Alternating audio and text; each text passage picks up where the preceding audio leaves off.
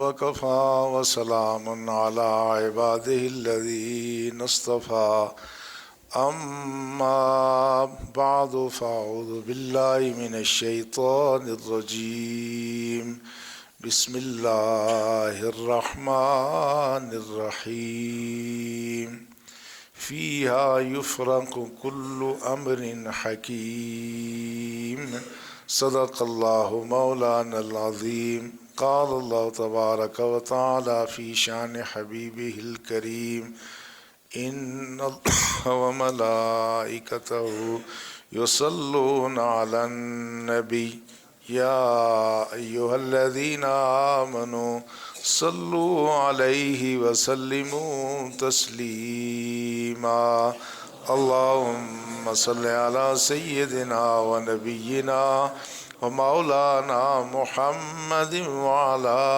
آله وأصحابه أجمعين.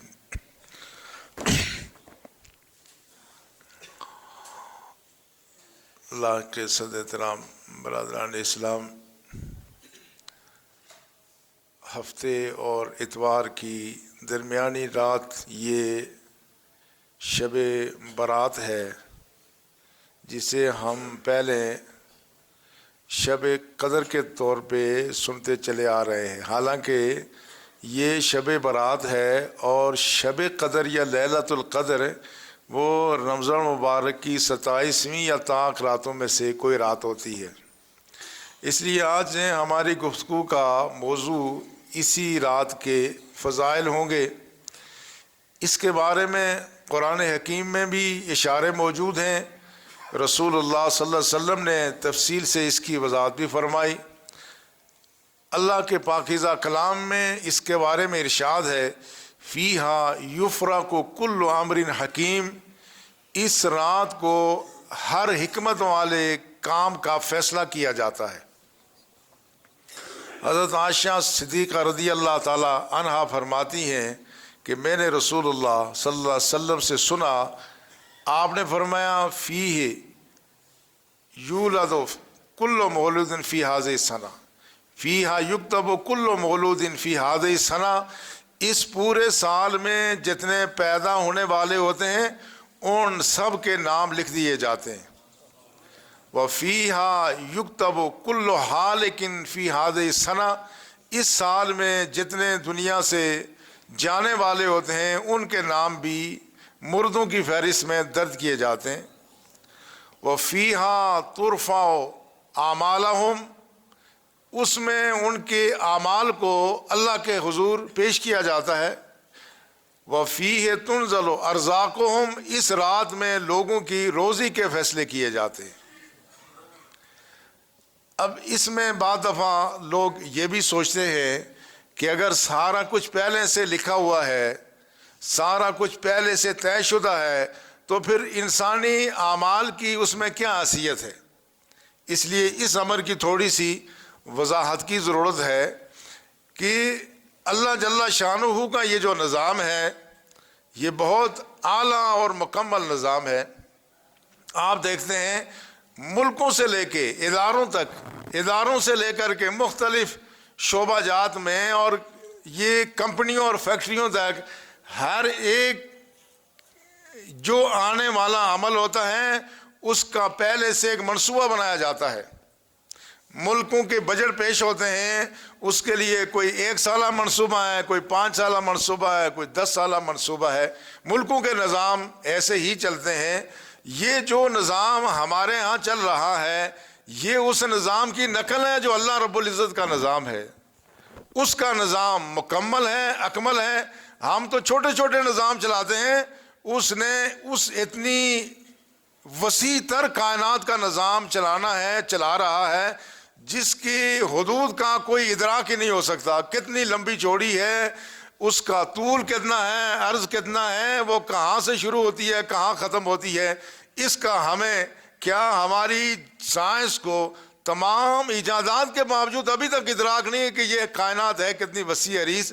مگر اس کائنات کا جتنا نظام ہے یہ اتنا مستحکم، اتنا مضبوط، اتنا اعلیٰ ہے کہ اس میں کوئی چیز بھی سمائے نافرمان انسانوں اور جنوں کے دنیا کی کوئی چیز اس نظام سے ایک ذرہ برابر، ایک مالش برابر کوئی چیز آگے پیچھے ہٹ نہیں سکتی. یہ اللہ کا نظام ہے، مگر وہ نظام وہ سارا اللہ کے علم میں ہے.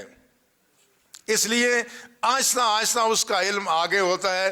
جس طرح ہمارے ہاں بعض دفعہ ہوتا ہے کوئی کام ہونے والا ہوتا ہے، آرڈر اگر مظفر آباد یا اسلام آباد سے ہوں، وہاں سے پہلے فیصلہ ہوتا ہے.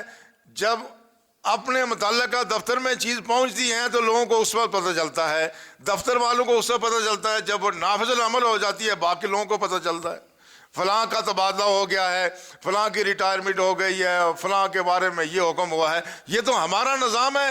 اللہ کا جو نظام ہے وہ سارا نظام رب کے قبضہ قدرت میں ہے، اس کے علم میں ہے.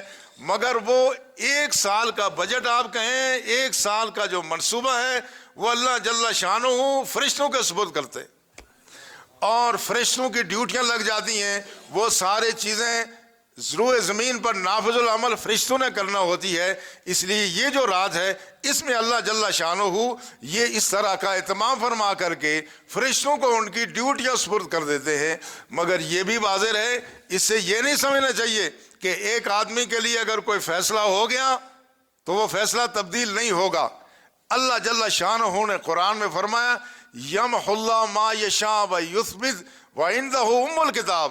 وہ جو لوح محفوظ ہیں اللہ جس چیز کو چاہتے ہیں اس کو مٹا دیتے ہیں، جس کو چاہتے ہیں باقی رکھتے ہیں. اصل کتاب رب کے قبضہ قدرت میں ہے. اس لیے ہماری تقدیر سے متعلق جو چیزیں ہیں 2 طرح کی تقدیر ہے. ایک ہے تقدیر مبرم جو حتمی ہے، جس میں کوئی تبدیلی واقع نہیں ہوتی. لیکن اکثر معاملات جو ہماری تقدیر کے ہیں وہ تقدیر معلق ہے. معلق کا مطلب کیا؟ اسباب سے وابستہ ہے. وہ اللہ کا ایک نظام ہے، اللہ کی سنت ہے، اللہ کا طریقہ ہے. وہ ہم جب وہ سبب پیدا کر لیں تو اس کا نتیجہ خود بخود ظاہر ہوتا ہے. جس طرح ہمارے یہاں کہا جاتا ہے نا کہ جدید اصطلاح میں کاز اینڈ ایفیکٹ، جب کوئی چیز اس کا سبب پیدا ہو جائے تو اس کا اثر خود بخود مرتب ہو جاتا ہے. یہی تقدیر ہے اور یہی اللہ کا اصول اور نظام ہے. جب ہم کوئی سبب پیدا کر لیں تو اس کا نتیجہ خود بخود برآمد ہوتا ہے. اس لیے صحابہ نے اپنے زمانے میں رسول اللہ سے اس بارے میں کئی دفعہ سوال بھی کیا. عرض کیا یا رسول اللہ، یہ جو ہم علاج معالجہ کرتے ہیں، یہ جو ہم جھاڑ پھونک کرتے ہیں، مگر جھاڑ پھونک کون سی؟ جس میں دم درود، جس میں اللہ کا نام ہو، اسماء الہیہ ہوں اور ان سے کوئی چیز شرک پر مبنی نہ ہو، وہ دم مراد تھا.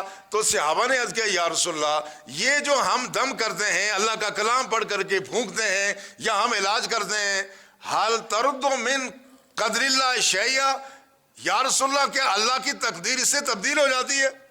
فرمایا ہے من قدر اللہ، فرمایا یہ اللہ کی تقدیر کا حصہ ہی ہوتا ہے. مراد کیا ہے؟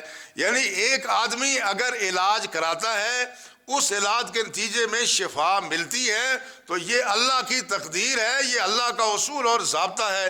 ایک آدمی کسی بیماری میں مبتلا ہے، وہ اس کا علاج نہ کرے، بد پرہیزی کرے تو کیا نتیجہ ہوگا؟ وہ بیماری پھیلے گی. اب یہ چیز، اس کے اسباب انسان نے خود پیدا کیے ہیں، مگر اللہ کا نظام تھا. اللہ نے ادویات میں تاثیر رکھی ہے، اللہ نے اپنے کلام میں تاثیر رکھی ہے. جو اس کو اختیار کرے گا اس کا فائدہ ہوگا، جو اس کو ترک کرے گا وہ فائدے سے محروم ہوگا. اس لیے رسول اللہ صلی اللہ علیہ وسلم نے اس بارے میں بہت تفصیل سے وضاحت فرمائی کہ یہ جتنی چیزیں ہیں اللہ کا ایک اصول اور نظام ہے، ضابطہ ہے. جب ہم اس کو اپناتے ہیں اس کا رد عمل خود بخود ظاہر ہونا شروع ہو جاتا ہے. اس لیے قرآن حکیم میں ایک جگہ اللہ جل شانہ نے ارشاد فرمایا کہ اللہ جل شانہ یہ جو مختلف چیزیں کرتے ہیں، مختلف فیصلے فرماتے ہیں، یہ کیوں ہوتا؟ لِكَيْ لَا تَأْسُوا عَلَىٰ مَا فَاتَكُمْ وَلَا تَفْرَحُوا عَلَىٰ مَا آتَاكُمْ. یہ اس لیے ہوتا ہے کہ تاکہ جو چیز تمہارے ہاتھ سے چلی گئی اس پر مایوس نہ ہو. وَلَا تَفْرَحُوا عَلَىٰ مَا آتَاكُمْ، خدا نے جو تمہیں دیا ہے اس پر اترانے کی کوشش نہ کرو. اس کا ایک نفسیاتی پہلو ہے تقدیر کا. وہ نفسیاتی پہلو یہ ہے کہ خدا نے ہمیں جو کچھ دے دیا یہ نہ سمجھیں کہ یہ ہمارے پاس ہمیشہ رہے گا, اور جو ہمارے ہاتھ سے نکل گیا اس کے بارے میں یہ سمجھیں کہ یہ ہمارے نصیب اور ہمارے مقدر میں نہ تھا جو ہمارے ہاتھ سے چلا گیا.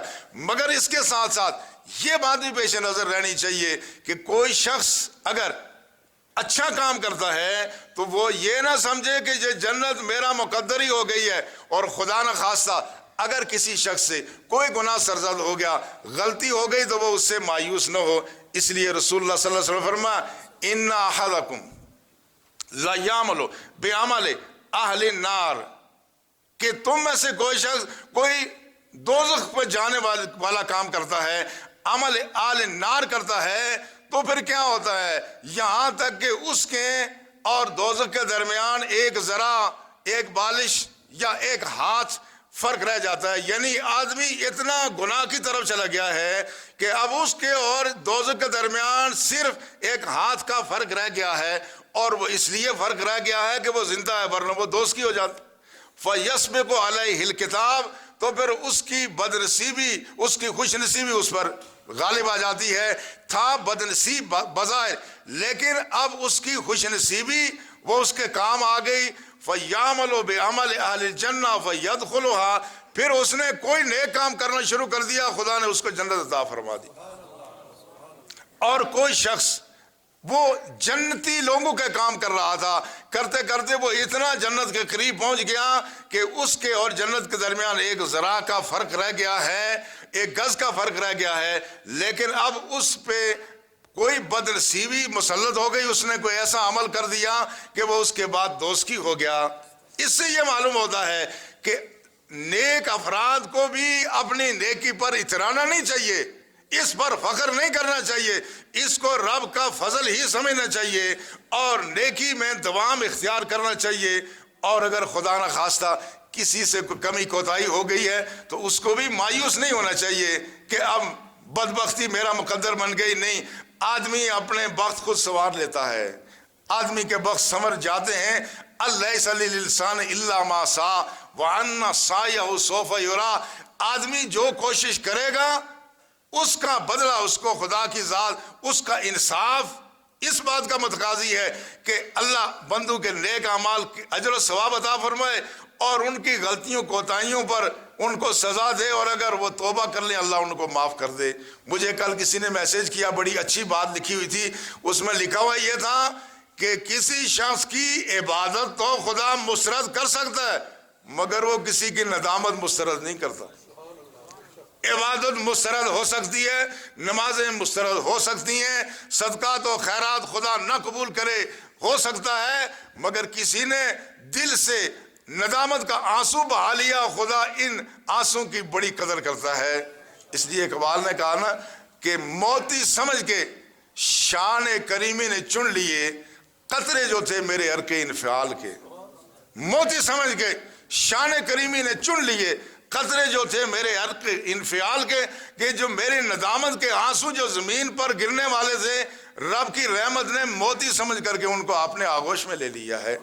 اس لیے اب ہمارا فرض یہ ہے کہ ہم وہ اعمال اختیار کریں کہ جو نجات کا ذریعہ ہیں, وہ اعمال اختیار کریں جو اللہ کے قرب کا ذریعہ ہے, وہ اعمال اختیار کریں جو اللہ کی خوشنودی اور رضامندی کا ذریعہ ہیں. اس لیے اقبال نے کہا تقدیر کے پابند نباتات و جمادات, مومن فقط احکام الہی کا ہے پابند. باقی جو مخلوق ہے وہ مختلف ذاتوں کی پابند ہے, وہ اس سے آگے پیچھے نہیں جا سکتے, مگر جو انسان ہے مومن فقط احکام الہی کا ہے پابند. مومن احکام الہی کا پابند ہے, اس کی جو تقدیر ہے وہ اس کی تدبیر کے تابع ہے. جیسے آدمی تدبیر کرے گا تقدیر اس کے تابع ہو جاتی ہے, بشرطے کہ ہم اخلاص سے ایسا کام کرے. اس لیے اللہ جل شانہ نے افراد کی اصلاح کے لیے, افراد کی قسمت کو سنوارنے کے لیے مختلف مواقع فراہم کیے ہیں. مختلف چیزیں ہیں, اس میں انسان خود اپنے بارے میں سوچتا بھی ہے, اپنا جائزہ بھی لیتا ہے, اور اپنی تقدیر سنوارنے کا اہتمام بھی کرتا ہے. یہ بہت سارے لوگ جنہوں نے یورپ میں وہاں ان کا نظام دیکھا ہے۔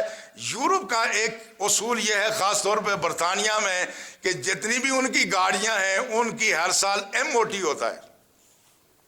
ہر ایک گاڑی کا جب تک MOT نہ ہو اس وقت وہ گاڑی روڈ پر نہیں آ سکتی۔ MOT کیا ہوتا ہے؟ وہ موٹر آبزرویشن ٹیسٹ ہوتا ہے۔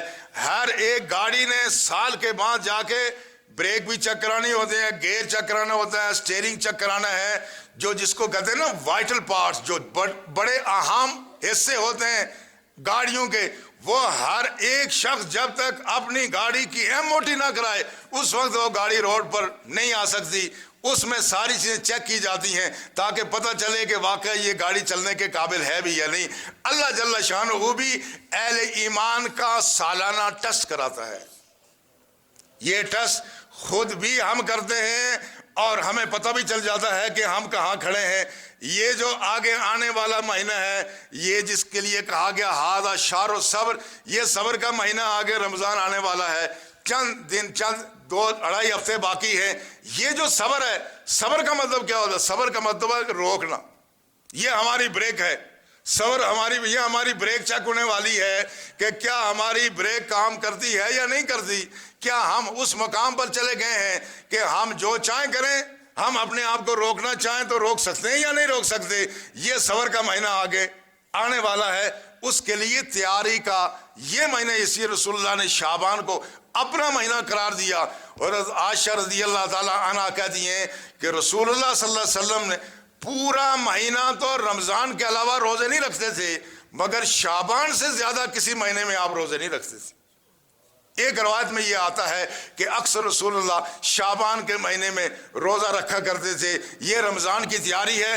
رسول اللہ کا اسوہ حسنہ یہ ہے، اللہ کے انبیاء معصوم ہیں، غلطی سے پاک ہیں، ہر قسم کی کوتاہی سے پاک ہیں، اللہ رب العزت ان کی خود حفاظت فرماتا ہے، مگر انبیاء کے اعمال امتوں کے لیے نمونہ بن جاتے ہیں تاکہ امتیں اس طریقے پر چلیں اور ان کی بھی اصلاح ہو سکے۔ اس لیے رسول اللہ صلی اللہ علیہ وسلم اس مہینے میں خاص اہتمام فرماتے تھے رمضان کے استقبال کا، تاکہ پہلے سے تیاری ہو اور رمضان کی بھرپور تیاری کر کے اہل ایمان رمضان کا استقبال کریں۔ اس لیے اسی شعبان کی جو 15ویں رات ہے، لیلۃ النصف شعبان، اس کے بارے میں ترمذی شریف کی روایت ہے، حضرت عائشہ صدیقہ رضی اللہ تعالی عنہا کہتی ہیں کہ میں نے ایک رات رسول اللہ صلی اللہ علیہ وسلم کو اپنے بستر پر نہ پایا تو میں باہر نکل گئی کہ سرکار کہاں تشریف لے گئے ہیں۔ اذا ہوا بالبقیع، تو میں نے دیکھا رسول اللہ صلی اللہ علیہ وسلم بقیع کے قبرستان میں تشریف فرما ہے، تو میں واپس آ گئی۔ جب واپس آئی پھر اس کے بعد رسول اللہ بھی تشریف لائے، تو پھر رسول اللہ صلی اللہ علیہ وسلم نے فرمایا عائشہ تمہیں معلوم ہونا چاہیے کہ یہ شعبان کی نصف شعبان کی یہ رات ہے، یہ شعبان کی 15ویں رات ہے۔ ان اللہ ینزل لیلۃ النصف من شعبان الی سماء الدنیا، کہ اللہ کی ذات اس رات کو، یہ جو آنے والی رات ہے ہفتے اور اتوار کے درمیانی شعبان کی 15ویں رات، رسول اللہ نے فرمایا خدا کی ذات اس رات کو آسمان دنیا پر جلوہ افروز ہوتے ہیں۔ اچھا، یہ محض لوگوں کو سمجھانا مقصود ہے، ورنہ رب کی ذات کہاں نہیں ہے، وہ تو کہتی ہے نحن اقرب الیہ من حبل الورید، میں تمہاری رگ جان سے بھی زیادہ قریب ہوں۔ تو پھر یہ کیا معنی ہوا؟ سمائے دنیا پر نازل ہونا کا مطلب یہ ہے، آنے کا مطلب یہ ہے کہ خدا کی ذات ساری رحمتوں، شفقتوں، کرم نوازیوں کے ساتھ بندوں کی طرف متوجہ ہو کر ان کے بہت قریب آ جاتی ہے۔ اس کی رحمت قریب آتی ہے، ورنہ رب کی ذات تو کسی سے دور نہیں ہے۔ تو فرمایا فَيَغْفِرُ أَكْثَرَ مِنْ غَنَمِ الشَّعْرِ بنی کلب، فرمایا عائشہ تمہیں معلوم ہونا، یہ جو بنی کلب ایک قبیلہ تھا جس کی بکریوں کے ریوڑ مشہور ہوا کرتے تھے، رسول اللہ نے فرمایا جتنے بنی کلب کی بکریوں کے جسم پر بال ہیں، خدا کی ذات اس رات اس سے زیادہ گناہگار افراد کو جہنم سے آزاد کر دیتی ہے۔ اتنا آنے والی رات میں اب یہ انتظام ہو رہا ہے بندوں کی بخشش کا، کہ جو بندے رب سے بیگانہ ہو گئے، رب کو جنہوں نے ناراض کر دیا، اللہ کی ذات موقع فراہم کر رہی ہے اس رات میں۔ اس لیے حضرت علی رضی اللہ تعالی عنہ سے روایت ہے، آپ نے فرمایا میں نے رسول اللہ صلی اللہ علیہ وسلم سے سنا، آپ نے فرمایا قوموا لیلہا وصوموا یومہا، اس رات کو قیام کرو اور دن کو روزہ رکھو۔ اور حضرت علی سے دوسری روایت ابن ماجہ نے نقل کی ہے، وہ یہ بھی ہے کہ اس رات اللہ جل شانہ جب اتنا قریب بندوں کے آتے ہیں تو پھر اعلان بھی کراتے ہیں، الا حل من مستغفر فاغفر له، کیا تم میں سے کوئی بخشش مانگنے والا ہے کہ میں اس کو بخش دوں؟ فحل من مسترزق فارزق، کیا کوئی شخص ہے بخشش مانگنے والا، کوئی ہے رزق مانگنے والا، روزی مانگنے والا کہ میں اس کو روزی عطا فرماؤں؟ فحل من مبتلی فاعافیہ، کیا کوئی شخص تم میں مشکل میں مبتلا ہے کہ وہ مجھ سے نجات طلب کرے اور میں اس کو مشکل سے نجات دے دوں؟ حتی یطلع الفجر، یہاں تک کہ صبح طلوع ہوتی ہے، رات پر اللہ کی ذات یہ ندا فرماتی ہے۔ اس لیے یہ جو آنے والی رات ہے اس میں کثرت سے عبادت کی ضرورت ہے، کثرت سے قیام کی ضرورت ہے، کثرت سے استغفار کی ضرورت ہے، تاکہ اس رات کے فیوز و برکات سے ہم مستفید ہو سکیں۔ اس لیے امام حسن بصری سے روایت ہے، آپ نے صلاۃ الخیر کے بارے میں روایت کی، آپ نے فرمایا جو شخص اس رات کو 100 رکعت نماز نفل ادا کرے، ہر رکعت میں سورہ فاتحہ کے بعد 10 مرتبہ سورہ اخلاص پڑھیں، اللہ کی ذات اس رات اس پر 70 مرتبہ نظر رحمت کرتی ہے، اور ہر مرتبہ جب نظر رحمت کرتی ہے اس کی 70 حاجتیں بھی پوری کر لیتی ہے، اور ادنا ترین حاجت اس کی یہ ہے کہ اس کی بخش و مغفرت ہو جاتی ہے۔ اس لیے اس رات کو اگر ہو سکے تو آدمی قیام کرے، صلاۃ الخیر پڑھے، جو اتنا نہیں پڑھ سکتا جتنا چاہے وہ پڑھ لے، جتنا اس کا جسم اجاز دے۔ اس لیے اب ہمارے جسم و توانائیاں نہیں رہی ہیں۔ ہمارے بزرگ تھے، میں اپنے دادا کو دیکھتا تھا، وہ کوئی 80-90 سال کی ان کی عمر تھی، تو وہ جب یہ رات آتی اسی رات کو سر شام غسل کرتے اور کپڑے دھلے ہوئے یا نئے پہنتے، پوری رات عبادت کرتے تھے اس عمر میں۔ مگر آج ہمارا وہ ایک تو بزرگوں کا معمول بھی تھا، ہمارا معمول نہیں رہا ہے، لیکن پھر بھی جو ہو سکے وہ آدمی عبادت کریں، اور ساتھ ہی ساتھ رسول اللہ کی سنت یہ ہے قبرستان میں، جس طرح ابھی میں نے روایت بیان کی رسول اللہ جنت البقیع میں تشریف لے گئے، اس لیے قبرستان پر جانا یہ بھی رسول اللہ کی سنت ہے۔ اس لیے بعض لوگ مختلف روایات پیش کرتے ہیں، ایسی من گھڑت باتیں کہتے ہیں جی عورتوں کو قبرستان پہ ویسے بھی نہیں جانا چاہیے، چونکہ عورتیں قبرستان پہ جاتی ہیں، ایسا میں نے بےہودہ باتیں سنی تو وہ مردوں کو ننگا نظر آتی ہیں۔ یہ بالکل بے اصل بات ہے، بے بنیاد بات ہے، اس کی کوئی اصل نہیں ہے۔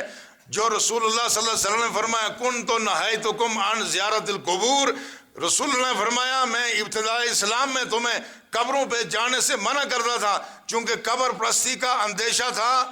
فرمایا نہیں، الا فزوروہا، آگاہ رہو پس قبروں کی زیارت کیا کرو۔ اس لیے شارحین حدیث فرماتے ہیں کہ یہ جو قبروں پر جانے کی اجازت ہے، اس میں مردوں کو بھی اجازت ہے، عورتوں کو بھی اجازت ہے۔ فَإِنَّهَا تُزَاحِدُ فِي الدُّنْيَا وَتُذَكِّرُ الْآخِرَةَ، اس لیے کہ قبروں پہ جانے سے دنیا کی بے رغبتی دل میں پیدا ہوتی ہے۔ شاید سینکڑوں ہزاروں کتابیں پڑھ کے وہ منظر آدمی کی نظر میں نہ آئے جو قبرستان پہ جا کے اپنے احباب، اپنے والدین، اپنے بہن بھائی، آبا و اجداد کی قبروں کو دیکھ کر کے ہماری آنکھوں کے سامنے جو غفلت کا پردہ ہے وہ ایسا چاک ہوتا ہے جو سینکڑوں کتابیں پڑھ کے بھی بعض دفعہ نہیں ہوتا۔ اس لیے اللہ کے رسول نے اس جو حکیم ذات نے فرمایا فَإِنَّهَا تُزَاحِدُ فِي الدُّنْيَا، قبروں پر جانے سے دنیا کی بے رغبتی محسوس ہوتی ہے کہ آخر یہ دنیا مقام فلاح ہے، دوسرے کے ہم نے جانا ہے۔ وَتُذَكِّرُ الْآخِرَةَ، اس سے آخرت کی یاد تازہ ہو جاتی ہے۔ اس لیے قبروں پہ جانا شرعاً جائز ہے۔ ہاں البتہ خواتین بعض دفعہ رقیق القلب ہوتی ہیں، قبرستان پہ جا کر کے ایک تو جانے میں با پردہ ہوں، وہاں جائیں اور اس کے بعد پردے میں جائیں، وہاں جزا فضا نہ کریں، روئیں دھوئیں، آواز کے ساتھ رونے دھونے سے منع ہے، ورنہ اس طرح سے اپنی آخرت یاد کر کے جانے والوں کے لیے آنسو بہانا شرعاً حرام اور ناجائز نہیں ہے، بلکہ آنسو بہانے چاہیے تھے کہ یہ لوگ چلے گئے، ان کی عمریں ہم سے زیادہ تھیں اور ان کے زمانے میں ماحول زیادہ صاف تھا، ان کے وسائل کم تھے، ان کے پاس مال و اسباب کم تھا، یہ مختصر سی اپنی پونجی بظاہر لے کر کے ان کا حساب مختصر ہے، ان کے پاک فضا میں دنیا سے چلے گئے۔ ہم جس فضا میں ہیں ہماری جیبوں میں گند بھرا ہوا ہے، ہماری نسلوں کے لیے تباہی کا سامان موجود ہے، اور وہ چلے گئے۔ آج ہمارے پاس اس قدر اسباب راحت ہیں، اس قدر ہمارے پاس اسباب تعیش موجود ہیں، سابقہ زمانے میں اس کا تصور نہیں ہو سکتا تھا۔ میں اپنے بزرگوں سے سنتا تھا، ایسی باتیں سنتا تھا کہ جس سے آدمی کے رونگٹے کھڑے ہو جاتے ہیں۔ میرے ایک پھوپھیزاد یہاں بیٹھے ہوئے ہیں، ان کی والدہ وہ میری پھوپھی تھیں، میرے دادا نے مجھے بتایا کہ ایک عید کا موقع تھا تو صبح اٹھ کے وہ میری بیٹی رونے لگی، آنے لگی پیو میں لائے کیا کہ نہیں، تو میں کہ دیاد میں لائی تھا، اس نے کہا اچھا۔ یہ غربت کا زمانہ تھا، تو میرے دادا کہتے ہیں کہ میں فلاں شخص کے پاس گیا، میں وہ صاحب نکی بچی تھی، باقی سیانے تھے، وہ رونی میں کیا کر رہے ہیں، عید نہ دن ہے، اس کی لائے واسطہ کچھ نہیں۔ انہیں خیام مولوی جی فکر نہ کریے، میں کول تولیا سفید تولیا انہیں سے کھردرے فوج نے انہیں تولیا مڑا ہی نہیں گچا، انہیں میں تولیا آدھا اس سب نے کٹیا کینچکیا نے سیڑھی دے میں اس کی پیر نہیں بنائی لائے، شلوار کا تصور نہیں تھا، تو وہ خوش ہو گئی۔ تو میں سوچتا ہوں کہ وہ لوگ جو دنیا سے گئے ان کا حساب کتنا مختصر ہوگا۔ آج ہم میں سے کون شخص ایسا نہیں ہے جس کے پاس درجنوں جوڑے نہیں ہیں؟ آج ہمارے پاس اسباب معیشت کتنے فراخ ہیں، ہمارا حساب کتنا طویل ہوگا۔ قبروں پہ جائیں تو ہم ان کا بھی انجام دیکھیں، اپنا بھی سوچیں۔ وہ مختصر دنیا سے استفادہ کر کے پاکیزہ فضا میں دنیا سے چلے گئے، ہمارے پاس دنیا کی ریل پیل بھی ہے، اور ہماری چاروں طرف ہمیں راہ راست سے برگشتہ کرنے کے لیے اسباب موجود ہیں۔ لہذا قبرستان میں جا کر کے آدمی وہاں استغفار بھی کرے، ان کے لیے دعائیں مغفرت کرے، اپنے لیے بھی دعائیں مغفرت کرے، تاکہ ہمارے آنکھوں کے سامنے غفلت کا پردہ دور ہو سکے۔ اور پھر اگلے دن رسول نے فرمایا وَصُومُوا يَوْمَهَا، اور اگلے دن روزہ بھی رکھا کرو۔ روزے کی بھی تیاری، اب چونکہ روزے ہمارے قریب آ رہے ہیں، اور الحمدللہ اب یہ ہمارے ہاں تو موسم بہت مناسب ہے، لیکن آگے موسم گرم بھی ہو سکتا ہے، اس سے بھی ہم نے پریشان نہیں ہونا ہے۔ یہ بھی اللہ جل شانہ نے ایسا انتظام فرمایا ہے۔ لیکن یہ رمضان کے روزوں کے ساتھ ساتھ یہ شعبان کے روزوں سے آغاز کر دینا چاہیے۔ اس لیے جو شخص رمضان کی تیاری شعبان میں کرتا ہے اس کے لیے رمضان کا پہلا عشرہ قاجت اول رحمت واوسط مغفرت وآخر عتق من النار، کہ آخری عشرہ جو ہے وہ جہنم سے آزادی کا ہے، اول رحمت پہلا عشرہ رحمت کا ہے۔ جس شخص نے شعبان میں رمضان کی تیاری کر لی اس کے لیے رمضان کا پہلا روزہ ہی مغفرت اور بخش اور رحمت کا باعث بن جاتا ہے۔ اس لیے اب ہمیں اس کے لیے تیاری کرنی چاہیے کہ رمضان کا ماہ مقدس آ رہا ہے، اور اس میں رمضان روزوں کے ساتھ ذکر اذکار تلاوت کی اب سے ہی ہمیں کثرت کرنی شروع کر دینی چاہیے، تاکہ اس میں ہم کثرت سے اس سے استفادہ کر سکیں۔ اللہ ہمیں توفیق عطا فرمائے کہ اللہ نے یہ جو رات ہمیں عطا فرمائی ہے، اس رات میں پورے اخلاص کے ساتھ اور پوری یکسوئی کے ساتھ اللہ رب العزت کی طرف ہم متوجہ ہوں، قبرستانوں میں جائیں، دعائیں مغفرت کریں، صدقہ خیرات کریں، بخشش اپنے لیے مانگیں، اپنے محرومین کے لیے مانگیں، تاکہ ہمارے وہ جو سال بھر کا جو ہمارے دل پر بوجھ ہے وہ سارا بوجھ اللہ کی ذات اس کو کم فرمائے۔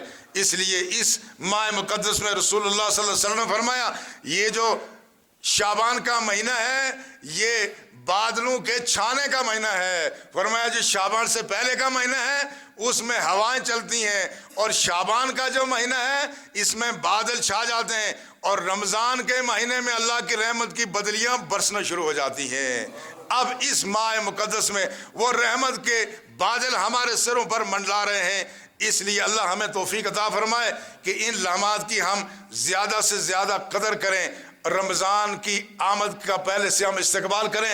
مگر وہ تیاری جو ہمارے ہاں کی جاتی ہے یہ بہت ہی افسوسناک ہے۔ ہمارے ہاں رمضان آتا ہے ہر چیز کی قیمتوں میں ہم اضافہ کر دیتے ہیں، ہر چیز کی قیمتوں میں اضافہ کر دیتے ہیں۔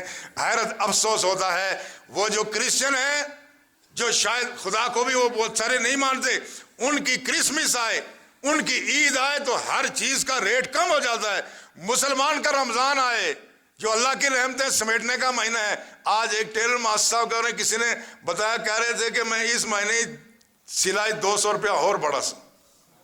اب دیکھیں، آپ اندازہ کریں کہ جس مہینے میں آپ دیکھیں کہ اس میں کام زیادہ ہے، ہونا تو یہ چاہیے نا کہ آدمی اس میں کم سے کم کرے۔ پتہ نہیں وہ یہ سنجیدگی سے اگر یہ بات ہو، یہ بڑی خطرناک بات ہے کہ آدمی اگر دوسروں کو لوٹے۔ میرے اپنے کئی دکاندار حضرات ہیں، میں ان سے یہ کہتا ہوں، یاد رکھو تمہارا گاہک اگر چیز کی قیمت سے واقف نہیں ہے، وہ مالک الملک بے خبر نہیں ہے۔ خدا کے بندوں کے ساتھ دھوکہ نہ کرو، خدا کے بندوں کو لوٹنے کی کوشش نہ کرو۔ یہ گاہک بے خبر ہوگا، رب بے خبر نہیں ہے، وہ علیم اور خبیر ہے۔ اس لیے تم نے رب کے سامنے حاضر ہونا ہے۔ اللہ ہمیں توفیق عطا فرمائے کہ ہمارے نیتیں، ہمارے اعمال، ہمارے ارادے سب پاک صاف ہو جائیں تاکہ ہماری بخشش کا ذریعہ بڑھ سکے۔ وما علینا الا البلاغ۔ سن رہے ہو؟